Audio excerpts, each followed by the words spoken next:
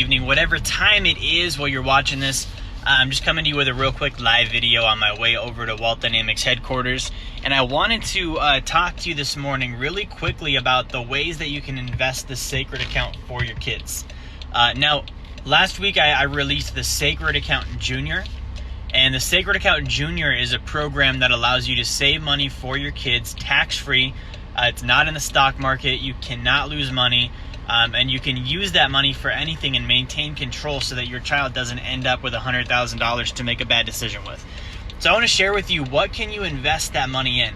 So I have a couple clients doing things differently, which is kind of the nice thing with this program, is it's not just one way that you're doing it, but I want to share a few examples. So one of my clients, their goal is to be able to save up money for their kid. We can use the Sacred Account to do this. And they want to give their child a property when the kid turns 18. So they want to give their child a rental property. Now, when the kid turns 18 years old, they're going to have their Sacred Account that's been accumulating this whole time, but the parent will have been investing this in real estate periodically while the money accumulates. Okay, so if you start this plan, let's say your child is 2, that means you've got 16 years of growth for the Sacred Account to grow and also to buy that property with. So think about, if you have $100,000 and you use that $100,000 to buy a property for your child now has an investment that they can probably keep the rest of their lives. It's going to teach them responsibility because they can manage the property, and it's also going to give them income.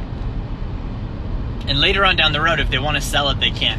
Now, even better is, because they used the Sacred Account the entire time that property has been growing, the Sacred Account has still been growing as if the money was never withdrawn. That's the benefit of the Sacred Account. So that's one example. Another example is being able to save money in your child's Sacred Account so that when they graduate college, you can buy out all of their student loan debt.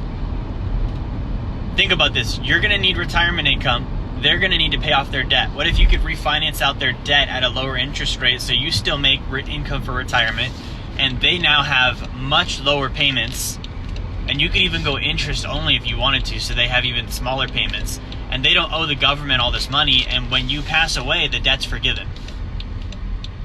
What if you could do that? Or you could use it for a vehicle, which isn't my favorite one, but you could. If you wanted to, you could use it to purchase a vehicle.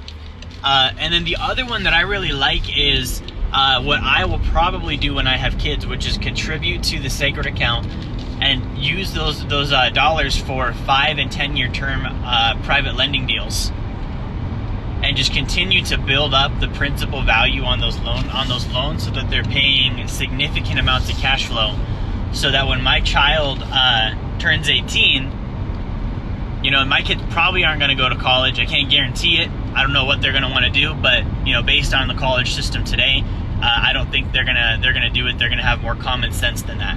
So they're probably going to want to start businesses or go into a sales position or something like that. And so they're gonna have all of this passive income coming in that's gonna basically pay their salary. So let's say they start a business. The biggest problem for business owners is being able to pay themselves during startup and still run the business.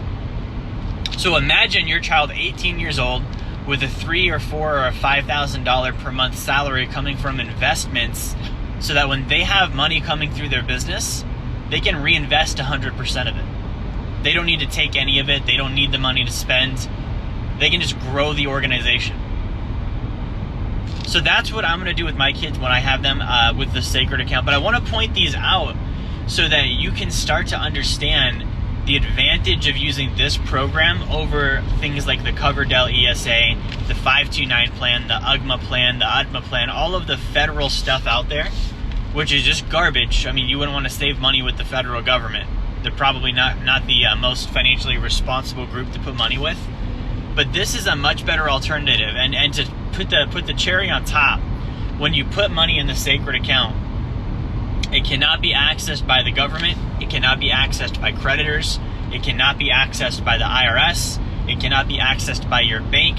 It can't even be accessed by the insurance company that sponsors the plan, because when you sign the document to be the owner, they're giving up any rights they have to change or manipulate the contract. So it's called a unilateral contract.